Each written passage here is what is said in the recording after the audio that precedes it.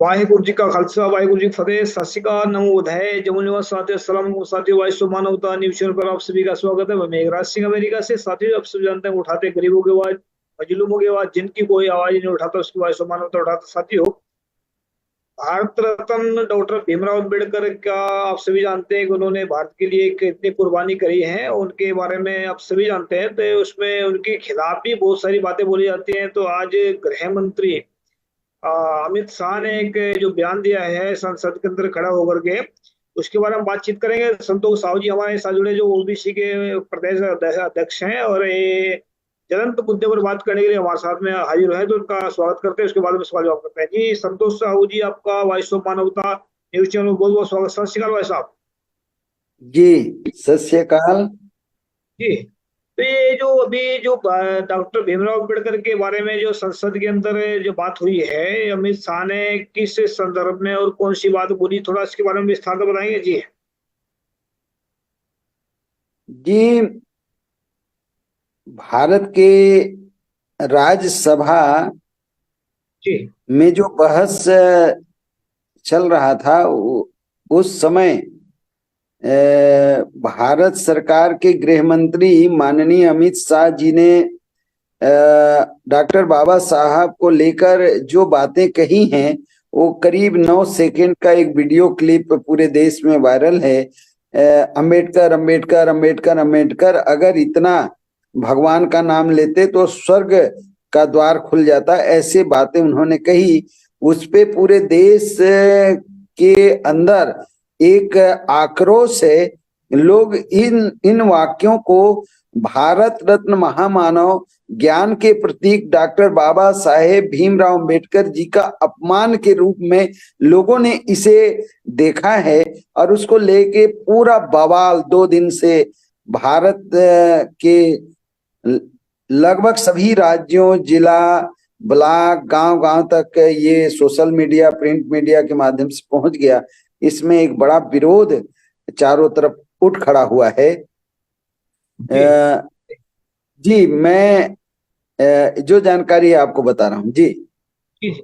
नहीं, उसमें स्वर्ग की अगर बात रखी जाए तो स्वर्ग तो मतलब उन्होंने कहा 7 साल के लिए स्वर्ग मिल जाएगा, मिल जाता है। उन्होंने स्वर्ग की बात रखी तो स्वर्ग अगर अगर मान कर देखें, दुखों का जो घर है वो नर्क होता है, और जो स्वर्ग होता है उसको मतलब सुखों का घर होता है। तो अगर बाय ये चलो डॉक्टर अम्बेडकर, जो अम्बेडकर का नाम लेते हैं, उन्हें उनको स्वर्ग मिला नहीं मिला, लेकिन जो ये राम का नाम लेते हैं या उसके अपने भगवान का नाम लेते हैं, इनको कितने साल का स्वर्ग मिला हो, थोड़ा इनके बारे में जानकारी है आपके बारे में? भाई ये तो दिन रात उसी का नाम ले रहे हैं, तो इनको स्वर्ग 100 साल का मिला है या 7 साल का, कितने साल का मिला है इनको? 7 जन्म का? जी, उनमें सदप्रयोग हुआ कि 7 जन्म हाँ की बात आई, पर मैं आपको इस विषय पे, जो मूल आपका विषय है कि भारत रत्न, जिनको भारत रत्न आजादी के 40 वर्ष पश्चात दिया जी गया, डॉक्टर बाबा साहेब भीमराव अंबेडकर जी को, वो भारत के रत्नों में है। जिनको भारत सरकार भारत रत्न दिया, उनको लेकर इतनी नफरत भारत में आखिर किन लोगों के द्वारा है और क्यों है? ये आपका मूल सवाल जो आपने बातचीत में मुझसे कहा था। मैं जी आपको जी। बताना चाहता हूं कि भारत में अंबेडकर अंबेडकर अंबेडकर अंबेडकर लाखों बार कहा जाए, वो क्यों कहा जा रहा है, क्यों कहा जाना चाहिए? इसका बात यह है कि दुनिया को जानकारी है कि बाबा साहब किन परिस्थितियों में बाबा साहब बने। जो बालकाल में जिनका बाल कोई काटने को तैयार नहीं, बैलगाड़ी में बैठाने को तैयार नहीं, विद्यालय में उनके पिताजी अंग्रेजी राज में सूबेदार थे, इसके लिए पढ़ने का अवसर उन्हें मिला, पर विद्यालय के दरवाजे के बाहर बैठने को विवश। दिन भर प्यास अगर लग रही है, पानी देने वाला आदमी नहीं है, तो वो पानी नहीं पी सकते, पानी छू नहीं सकते। इसके बाद भी वो कहां से उठकर कहां तक का सफर वो किए, और अंततः भारत के संविधान को बनाने में वो सफल हो गए। भारत में हजारों साल के बाद एक लिखित दस्तावेज तैयार हुआ जिसका नाम भारत में संविधान है। और आज भारत में समस्त संस्थाएं, समस्त व्यवस्थाएं, भारत का चाहे व्यवस्थापिका की व्यवस्था हो, कार्यपालिका की व्यवस्था हो, न्यायपालिका की व्यवस्था हो, मीडिया प्रचार की व्यवस्था हो, मिलिट्री की व्यवस्था हो, रिजर्व बैंक की व्यवस्था हो, भारत के समस्त जनता को अगर मानवीय हक कोई दिला पाया तो वो कोई और नहीं, भारत रत्न महामानव ज्ञान के प्रतीक डॉक्टर बाबा साहब भीमराव अंबेडकर जी हैं। जब तक दुनिया में न्याय रहेगा, जब तक लोग न्याय की बात करेंगे, समानता की बात करेंगे, स्वतंत्रता की बात करेंगे, बंधुत्व भाव की बात करेंगे, स्त्रियों को पुरुषों के बराबर आजादी की बात करेंगे, जब तक दुनिया में आर्थिक समानता की बात होती रहेगी, तब तक अंबेडकर अंबेडकर तो कहना इस देश ही नहीं दुनिया के लिए अब तो मजबूरी हो गया है। जी जी और हम गर्व के साथ कहते हैं कि अंबेडकर अंबेडकर कहना मानव को मानव सुविधा बहाल हुआ, उसमें मील का पत्थर अगर कोई आधुनिक भारत में साबित हुआ तो कोई और नहीं, महामानव डॉक्टर बाबा साहब भीमराव अंबेडकर जी हैं। तो जी जी ये वो बातें हैं, पर जो नफरत क्यों है, जो आपका सवाल है कि जी, भारत मेरा के सवाल अंदर डॉक्टर बाबा साहब भीमराव अंबेडकर जी को लोग लेकर इतनी नफरत क्यों करते हैं? उनके मूर्तियों को तोड़ देना, काली पोत देना, स्टेचू का हाथ तोड़ देना, पैर तोड़ देना, स्टेचू को गिरा देना, गलत शब्द लिख देना, उनके हाथ में रखे संविधान को क्षति पहुंचा देना, ये क्यों हो रहा है? मैं इस विषय पे आपको कहना चाहता हूं कि भारत की जो जाति आधारित व्यवस्था रही, जो 26 जनवरी 1950 के बाद समाप्त हो गया, अब तो वर्ग की व्यवस्था है। या तो हम अनुसूचित जाति के रूप में हैं, या हम जनजाति के रूप में हैं, या अन्य पिछड़े वर्ग के रूप में हैं, या सामान्य के रूप में हैं, या धार्मिक अल्पसंख्यक के रूप में। लेकिन ये व्यवस्था आने के पूर्व हम जाति के रूप में थे। हर जाति के अनेक उपजातियां थी, कई जातियों के तो 12 उपजाति तो हाई हैं, सैकड़ों उपजातियां रही। जाति एक ही है, लेकिन उपजातियों के अंदर भी खान पान, एक दस्तरखान में बैठ के भोजन तक नहीं लिया जा सकता था। इतनी विषमता को अगर कोई दूर कर पाया भारत में, तो वो डॉक्टर बाबा साहेब भीमराव अंबेडकर जी हैं। उनके संघर्ष को देखिए, उनके संघर्ष को के इतिहास को बारीकी से आप गौर करेंगे, तब पूरे दुनिया जैसे जैसे बाबा साहब को पढ़ रहे हैं, उनके लिखे किताबों का अध्ययन हो रहा है, अभ्यास हो रहा है, उनके समसामयिक संघर्ष। दुनिया में कोई महापुरुष आपने सुना जो पानी पीने के लिए संघर्ष किया हो? आपने दुनिया में कहीं सुना कोई महापुरुष? हम भी इंसान हैं, हमें इंसानी हक चाहिए, ईश्वर सबके लिए बराबर है। ये मंदिर के दरवाजा में हम, हमारे लिए भी दरवाजा खुले, हम भी ईश्वर का पूजा पाठ भगवान का कर सकें, इसके लिए दुनिया में कोई संघर्ष किया हो आपने सुना? वो बाबा साहब डॉक्टर भीमराव अंबेडकर जी को करना पड़ा। पानी के लिए संघर्ष बाबा साहब को करना पड़ा। क्या क्या नहीं जुल्म जातिवादियों ने बाबा साहब के साथ जुल्म ढाए हैं, उन्हीं को तकलीफ है। हमारी समानतापूर्ण जो व्यवस्था अब आगे बढ़ रही है, उससे लोगों को तकलीफ है। उनके मन में ये चलता है कि इनके बाप दादे हमारे पैर के जूती थे, हमारे पैर के नीचे बैठते थे, देखो इनके पढ़े लिखे लोग हमारे ऊपर, हमारे बराबर बैठ रहे हैं, हमसे ज्यादा प्रगति कर रहे हैं। ये जो घृणित मानसिकता है, ये जो संकुचित मानसिकता है, ये जो ओछी मानसिकता है, ये जो वंशवाद, वंशानुगत एकाधिकार रखने की जो कुटिल सोच है, ये बाबा साहब को इस देश के न्याय पसंद लोगों के साथ जो अब समानता का व्यवहार हो रहा है, उससे वो पीड़ित हैं। जबकि उन भारत के अनुसूचित जाति के लिए, जनजाति के लिए, ओबीसी अन्य पिछड़े वर्ग के लिए, सामान्य वर्ग के लिए और धार्मिक अल्पसंख्यकों के लिए भारत का संविधान कहीं भी भेदभाव नहीं रखता। कहीं भी किसी के साथ शोषण, अन्याय या बदले की भावना भारत का संविधान नहीं रखता। हाँ, ये जरूर है कि जो हजारों साल अछूत बना के दक्षिण दिशा में बस्ती बसा दिए गए, उनके शरीर से टकरा के हवा भी हमारे तक ना आए। आप सोच सकते हैं कितनी बड़ी यातना है।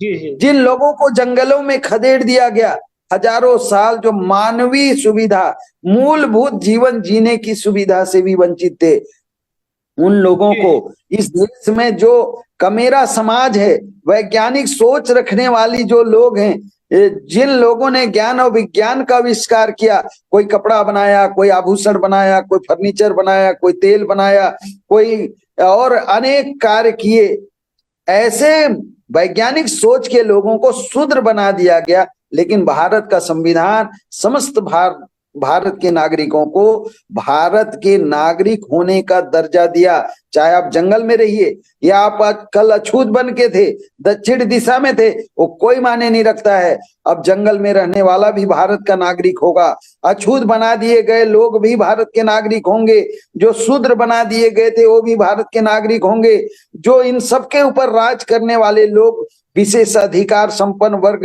अपने को घोषित करके और उनको समाज में मनवाने वाले लोग थे, वो भी सिर्फ और सिर्फ भारत के नागरिक ही होंगे। जो समय समय पे अनुसूचित जाति जनजाति, वर्तमान ओबीसी धर्म स्वीकार के लिए इस्लाम को मान लिए, ईसाइयत को मान लिए, गुरु ग्रंथ साहब के आदेश पे चल पड़े। वह बुद्धिस्ट तो इस देश का पुराना धर्म ही है, जैनी तो अति प्राचीन धर्म है। ऐसे सभी लोगों को धार्मिक अल्पसंख्यक का दर्जा देकर भारत का संविधान में डॉक्टर बाबा साहेब भीमराव अंबेडकर ने जो समानता दी है, ये कुछ लोगों को, चंद लोगों को रास नहीं आता। इसलिए बाबा साहब का जगह जगह एक बात का आपने जिक्र किया इसमें कि पहले जो 1947 से पहले जब संविधान लागू हुआ, उसके बाद में वर्ग व्यवस्था है, वह जाति व्यवस्था नहीं है, आपने ऐसा जिक्र किया। तो जबकि आज अगर हालात देखें तो जाति के नाम पर घोड़ी को मार दिया जाता है, घोड़ी के नीचे उतार दिया जाता है दूल्हे को और उसको मार पिटाई करी जाती है। ये भी बहुत सारी घटनाएं देखी आपने, सामने देख रहे हैं। इसके कारण इसके पीछे जो आप तो ये कह रहे हैं कि मतलब जो वर्ग व्यवस्था है, लेकिन ये तो जाति व्यवस्था भी है, काम कर रही है। इसके पीछे क्या कारण समझते हैं? इनकी ताकत से इनको लोगों को डर लगता है या सिर्फ मतलब ये अपने भड़ास निकालने के लिए वो करते हैं ऐसा? जी, ये मैं बहुत इसको क्या कहूं, दुर्भाग्यजनक ही ये बातें हैं जो आपने ये अभी बताई हमें। ये सच है। अभी भारत के किसी नागरिक को जो पहले दिन पहली बार स्कूल विद्यालय जाएंगे माता पिता अभिभावक के साथ, वहां एक फॉर्म दिया जाता है ऐसे कागज का, उसमें लिखा है बच्चे का नाम लिखना है, पिता का, माता का, उम्र सब लिखना है, और नीचे लिखा है अनुसूचित जाति जनजाति पिछड़े वर्ग समान और धार्मिक अल्पसंख्यक। जो बच्चा जिस कैटेगरी का है उसी कैटेगरी में उसका पहचान हुआ और वहीं से सुविधाएं बहाल हो जाती, ता उम्र चलता है। अगर मैं अनुसूचित जाति हूं तो मुझे विद्यालय में एडमिशन के बाद स्कॉलरशिप मिला, किताब मिला, कपड़े मिले, कुछ स्कॉलरशिप मिला, छात्रावास की व्यवस्था मिली। ये सुविधाएं मुझे अनुसूचित जाति के नाम पे मिली, जाति के नाम पे नहीं मिला। भारत में अनुसूचित जाति का अगर मैं व्यक्ति हूं तो मेरे इस कैटेगरी में, मेरे इस वर्ग में 1703 जातियां हैं। ये तो मूल जाति है, हर जाति के सैकड़ों उपजाति, लगभग हम 45-50 हजार टुकड़े में बिखरे लोगों को डॉक्टर बाबा साहब भीमराव अम्बेडकर जी मुझे अब मेरे वर्ग को अनुसूचित जाति का दर्जा दिलाने में कामयाब हो गए। अब मैं कश्मीर में भी बोलूं मैं अनुसूचित जाति हूं, या कन्याकुमारी में बोलूं, या मैं भड़ोच में बोलूं, या आसाम तिनसुकिया में बोलूं, सभी भारत के भूमि में मेरा एक ही सिंगल पहचान है, अनुसूचित जाति। अनुसूचित जाति कोई जाति नहीं है, ये सामाजिक रूप से पिछड़े हुए जातियां, शैक्षणिक रूप से पिछड़ी हुई जातियां, और सभी जातियों में अछूतपन का व्यवहार हजारों साल भारत में मनु की व्यवस्था के कारण था। उन सभी को भारत के संविधान के दायरे में लाकर एक पहचान डॉक्टर बाबा साहब भीमराव अम्बेडकर जी दिलाने में कामयाब हो गए। इसलिए हर एक अनुसूचित जाति अम्बेडकर अम्बेडकर बोलता है, क्योंकि बाबा साहब ही हमारे समस्त जो विकास है, जो स्वतंत्रता है, जो समानता है, जो हमें न्याय मिल रहा है, हर जगह जो न्याय के लिए हम लड़ पा रहे हैं, उसके जड़ में बाबा साहब है, उनके ऊपर हमें गर्व है।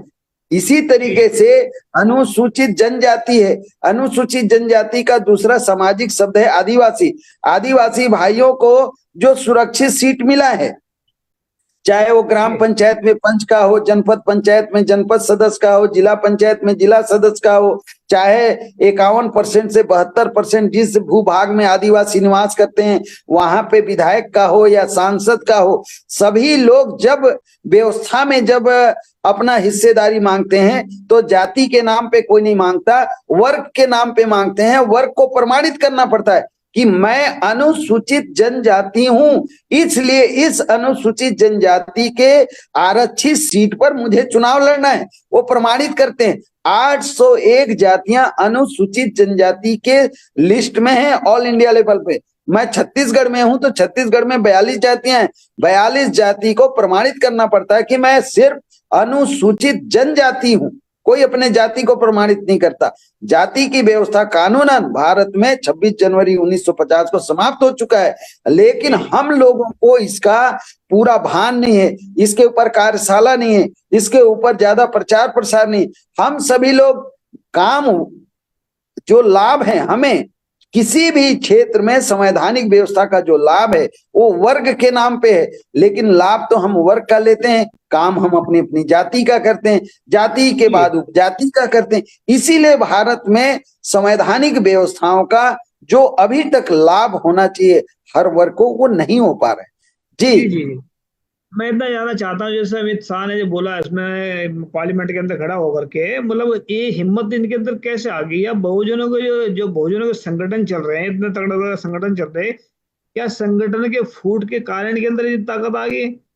या नहीं, इनका दिमाग नहीं काम करता है, या मनुवादियों के अंदर जो नफरत भरी पड़ी है इनके जो खिलाफ है अम्बेडकर वादियों के, इसके पीछे कारण ये है? तो इसमें मतलब इससे सारे सिचुएशन बाहर कैसे निकला जा सकता है? जी जी देखिए, इतिहास, भारतीय इतिहास को अगर सही तरीके से खंगाला जाए तो इस देश में सर्वप्रथम गण व्यवस्था थी, गण व्यवस्था को ध्वस्त करके वर्ण व्यवस्था बनाया गया। वर्ण व्यवस्था को ध्वस्त जब हुआ तो जाति की व्यवस्था बनाई, पर फिर से इस देश में वर्ग व्यवस्था अस्तित्व में आया। इसमें बड़ा योगदान भारत रत्न महामानव डॉक्टर बाबा साहब भीमराव अंबेडकर जी का योगदान है। ये बहुत गहरी बात भाई मेघराज सिंह जी आप बोल रहे हैं। मैं इस विषय पे कहना चाहता हूं कि बहुजन हम किसको बोल रहे हैं? ये पाली भाषा का शब्द है, बहुजन हिताय बहुजन सुखाय, बहुत लंबा इसका वाक्य है। बहुजन का मतलब वर्तमान संदर्भ में अनुसूचित जाति जिनकी संख्या लगभग 25 करोड़ है। बहुजन का मतलब है अनुसूचित जनजाति जो आदिवासी भाई हैं, उनकी संख्या लगभग भारत में 13-14 करोड़ है। इसके बाद तीसरे नंबर पे अन्य पिछड़ा वर्ग है, वो भी बहुजन है। पाली भाषा का संख्या है, इनका संख्या अधिक है, लगभग 70 करोड़ अन्य पिछड़ा वर्ग ओबीसी की संख्या भारत भूमि पे है। इन्हीं से धर्मांतरित लोग भी भारत के बहुजनों के ही वंशज हैं। भले कल वो इस्लाम को कबूल कर लिए, ईसाइयत को मानने लगे, सिखिज्म को स्वीकार कर लिए, बौद्ध तो प्राचीन धर्म है ही है भारत में। तो ऐसे लोगों को अगर मिलाया जाए तो लगभग 100 में 85% के ऊपर जो लोग हैं वो इस रूप में उनका अस्तित्व है। और इन लोगों को इसी देश में पशु से बदतर व्यवहार किया गया, इतना इनका मान गिरा दिया गया, इस तरीके से व्यवहार की गई। दाने दाने अंग्रेज जो इतिहासकार हैं वो समसामयिक जो घटना लिखे कि अगर किसी दुकान में, ऐसे शहर तो भारत में थे नहीं, ऐसे चकाचौंध व्यवस्था थी नहीं, ये तो विज्ञान के विकास के कारण ये सारा व्यवस्था धीरे धीरे जब दुनिया में साइबर युग आ गया, विज्ञान अत्यधिक उन्नति किया, उसका कुछ फायदा भारत को भी हुआ। लेकिन इसके पहले दुकानदार सामग्री, अगर किसी शूद्र को, अति शूद्र को कोई सामग्री लेना हो किसी से, सेठ साहूकार सामंत जागीरदार से या और कहीं भी, तो बहुत दूर 50 मीटर दूर सामग्री रख दिया जाता था और वो हमारे पुरखे वो 50 मीटर दूर खड़े रहते थे। और जब सामग्री रख दिया गया तो वहीं जाके जो ढेला है, पैसा है, रुपया है, जो भी क्रय विक्रय का साधन था उसको वहीं पर रख देते थे और अपना सामग्री उठा के पीछे आ जाते थे। तब वो देने वाला वहां आके उस पैसे को उठा के ले जाता था। इतना नारकी जीवन दुनिया में कोई जिया होगा? जी जी जी। ये बड़ी खतरनाक चीज है। मतलब देखो, अभी आपने जो बोला है कि भारत के जो बहुजन समाज है उसको इन्होंने पशुओं से भी ज्यादा नीचे समझाया, मतलब छूत बना रखा है, कुछ भी है। इसके पीछे कभी बहुजन समाज ने कभी विचार किया बैठ करके कि ऐसा इसके ही है क्यों? पीछे एक बात है, ये मैं कहना चाहता हूं कि भारत में समय समय पर जो आक्रमणकारी आक्रमण किए हैं, उसमें आर्य, दुनिया के इतिहास में आर्य को विदेशी आक्रमणकारी बताया जाता है। इसके बाद कुषाण को बताया जाता है, शक को बताया जाता है, सीथियन को बताया जाता है, आभीर को बताया जाता है, मंगोल को बताया जाता है, मुगल को बताया जाता है, फारसी, जो फ्रांसिस, डच और पुर्तगाली अंग्रेज थे वो तो थे ही। तो ये जो विदेशी लोग भारत में आए, हमला किए, तरह तरह का अन्याय, अत्याचार, उत्पीड़न भारतीयों को झेलना पड़ा। भारत दुनिया में इतना विकास किया था, उसका पूरी तरीके से पतन हो गया। तो ये आक्रमणकारियों के वंशज क्या समूल नष्ट हो गए एक दूसरे से लड़कर, या अभी भी भारत में हैं? और अगर हैं तो किस रूप में हैं? अगर जी जी। डीएनए से परीक्षण हो जाए तो दूध का दूध और पानी का पानी। और हम तो स्पष्ट करना चाहते हैं, जो हमें अछूत मानता है, जो हमें नीच मानता है, जो अपने साथ एक अच्छे पढ़े लिखे विद्वान को बैठा के खाना खिलाने को तैयार नहीं है, हमारे लिए अभी भी भारत में अलग, चाहे अगर हम किसी के यहाँ चले गए, पढ़े लिखे लोग, साफ सुथरे, साधन संपन्न, फिर भी जाति के नाम पे अलग है, चाय का कप रखा हुआ है, पानी के लिए गिलास है, खाने के लिए बर्तन है। अगर अभी भी ऐसा कोई घृणित व्यवस्था का पोषक है तो हमें तो डाउट है कि कहीं ना कहीं वो किसी विदेशी का वंशज है, जो अभी भी हमें नस्ल के आधार पे हमारे साथ भेदभाव करता है। इसका छानबीन होना चाहिए। हम मनुष्य हैं, यही हमारी जाति है। मनुष्य का और क्या जाति है? हम मनुष्य हैं।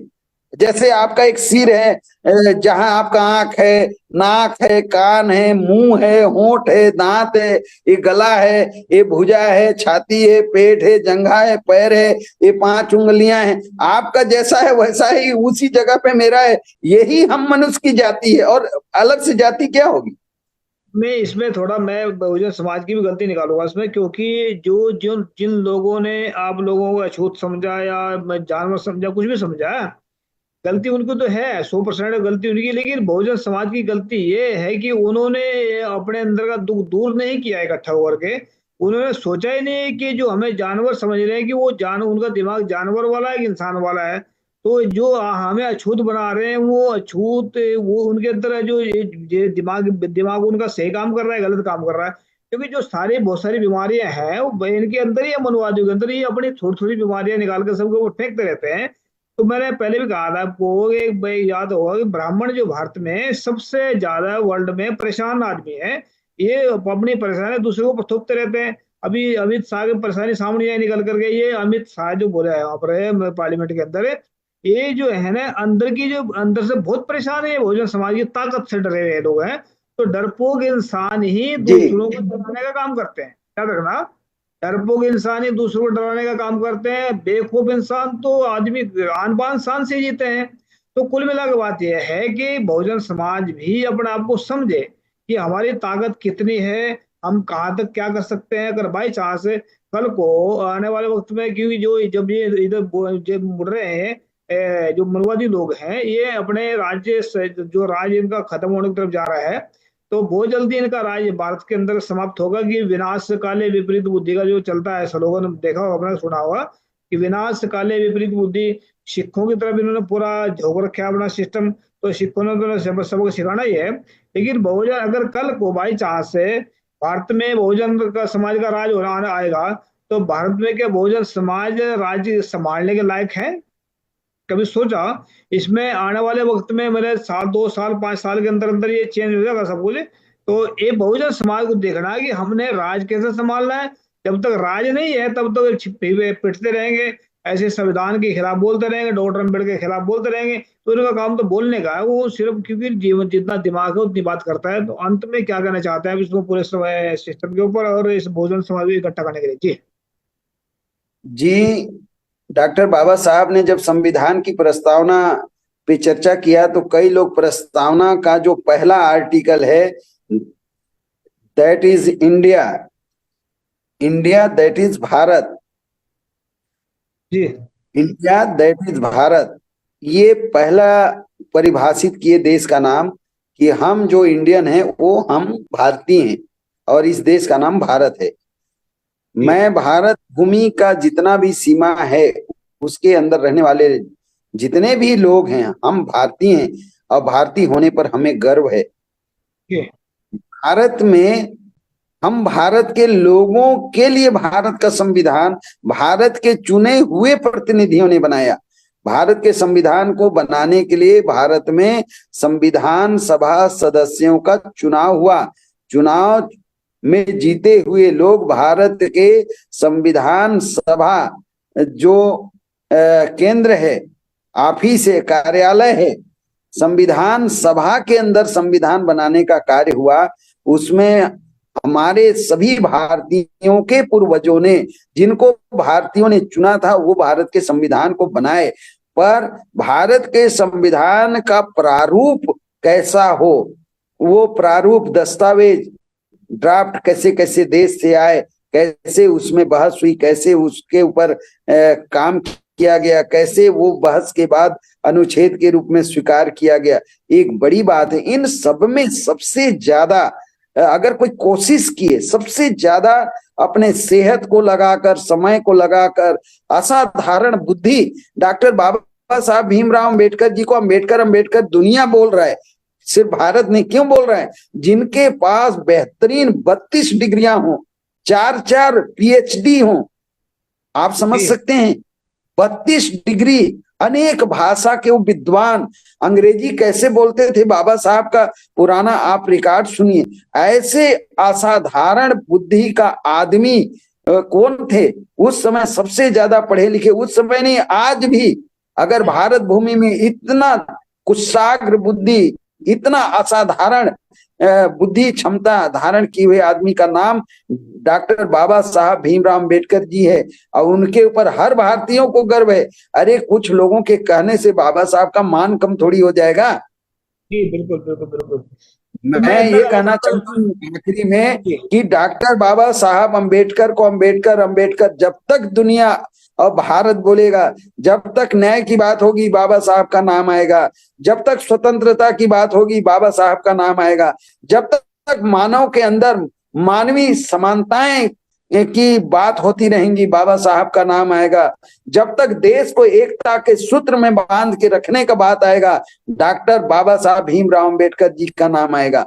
लोग जो बाबा साहब को नहीं जानते, बाबा साहब के बारे में पढ़े नहीं, सुने नहीं, जाने नहीं, संघर्ष उनके ध्यान में नहीं है, उन तक शायद हो सकता है बाबा साहब के कार्य नहीं पहुंचे हों, अज्ञानता में ऐसी बातें हो सकती हैं। पर ऐसे सभी लोगों से भी मैं विनम्र आग्रह करना चाहता हूं कि अरे बाबा साहब के संघर्ष को तो आप झांक कर देखिए, पढ़ कर देखिए, महसूस करके देखिए। दुनिया में बाबा साहब का बड़े बड़े विकसित देशों में, चाहे अमेरिका हो, इंग्लैंड हो, ऑस्ट्रेलिया हो, फ्रांस हो, चीन हो, जितने भी बड़े बड़े विकसित देश हैं जो ज्ञान विज्ञान में कितने आगे हैं, धन संपदा में हमसे कितने आगे हैं, वो लोग बाबा साहब को सिर झुका कर नमन कर रहे हैं। बाबा साहब के स्टेचू को अपने महत्वपूर्ण जगह पे वो जगह दे रहे हैं। हम भारत के लोग, भारतीय होकर भी अगर बाबा साहब जैसे विद्वान पुरुष का अगर हम अपमान करना या अपमान करने की सोचते हैं तो हम जातिवादी हैं, हम वर्णवादी हैं, हम एकाधिकार बनाए रखना चाहते हैं, ऐसा बोध हमें होता है। और ये लोग भारत में अगर अभी भी भारत को विकसित राष्ट्र बनाना है, हमारे बाप दादे पुरखों के जमाने में बड़े बड़े विश्वविद्यालय हुआ करते थे, दुनिया के लोग भारत में शिक्षा अध्ययन करने आते थे।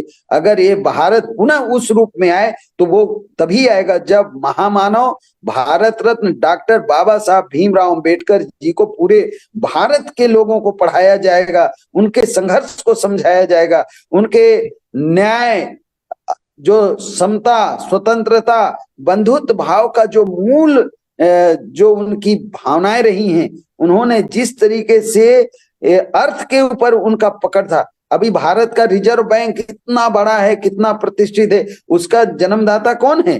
डॉक्टर बाबा साहब भीमराव अम्बेडकर। गुलाम भारत में भारत के रिजर्व बैंक की का कल्पना की और अंग्रेजों के मदद से स्थापित हुआ। ऐसे महामानव का अपमान करना, उनके बातों में झूठी अफवाहें फैलाना, कोई महापुरुष को आप जाति में नहीं बांध सकते, धर्म में नहीं बांध सकते, एक निश्चित भूभाग में आप उनको नहीं बांध सकते। वो सभी के कल्याण के लिए, सच्चे अर्थों में अगर बाबा साहब को मैं अपने शब्दों में अगर कहूं तो सच्चे अर्थों में भारत का अगर ओरिजिनल कोई जननायक है तो वो कोई और नहीं, डॉक्टर बाबा साहब भीमराव अम्बेडकर जी हैं। इसे मुझे कहने में कोई संकोच नहीं। जी जी जी, बहुत बहुत शुक्रिया आपका, धन्यवाद जुड़ने के लिए। और मैं इतना कहना चाहता हूँ कि ये जो मतलब बुद्धि इंसान, में कह सकता हूँ सीधे सीधे अक्षरों में, जो इंसान अपमान करते हैं दूसरों का, उनके अंदर अपमान भरा होता है। जो इंसान सम्मान करते हैं दूसरों का, उनके अंदर सम्मान भरा होता है। तो अपमान, जो जिनके अंदर अपमान का भरा हुआ है उनके सम्मान की उम्मीद मत रखे, और जिनके अंदर सम्मान भरा हुआ है उनके से उम्मीद रख सकते हैं। तो मैं यही कहना चाहता हूँ कि जो बस मैं जो डॉक्टर अम्बेडकर के अनुयायी हैं, और जो डॉक्टर अम्बेडकर के संविधान को मानते हैं, तो उम्मीद करते हैं कि आने वाले वक्त में ये आज आप भारत में राज करेंगे। और राज तो आज भी कर रहे हैं, लेकिन अच्छे पीछे बैठ कर करके, इनकी बस इनकी ताकत से इनको डर लगता है। याद रखें, कमजोर नहीं है, कमजोर दिखने में करीब हो सकते हैं, लेकिन इनकी ताकत बेमतहा है, जिसकी वजह से ये जो मनोवादी लोगों की बेइज्जती करते रहते हैं। तो संतोष साहू जी, आपका स्पेशल शुक्रिया, आपने अपने विचार रखे, और उम्मीद करते हैं लोगों को पसंद आएंगे। तो आपका कुछ और भी अगर बात रखना चाहते हैं, जो अम्बेडकरवादी अलग अलग आज बटे हैं, मतलब अलग अलग ग्रुप में बटे हुए हैं, और बहुत कुछ चल रहा है, उनको क्या कहना चाहते हैं लास्ट में जी? जी, मैं देश के अनुसूचित जाति जनजाति पिछड़े वर्ग और धर्मांतरित लोगों को अपील करना चाहता हूं कि हम ही ये 4 वर्ग के लोग हैं जिनका संख्या 100 करोड़ के ऊपर है, और हम ही सामाजिक रूप से, आर्थिक रूप से, शैक्षणिक रूप से, धार्मिक रूप से हम ही सबसे ज्यादा इस देश में सताए गए लोग हैं। अगर हमें भारत के मुख्य धारा में आना है, ये देश हमारे बाप दादों का है, तो हमें भारत के संविधान के प्रति पूरी निष्ठा रखनी है।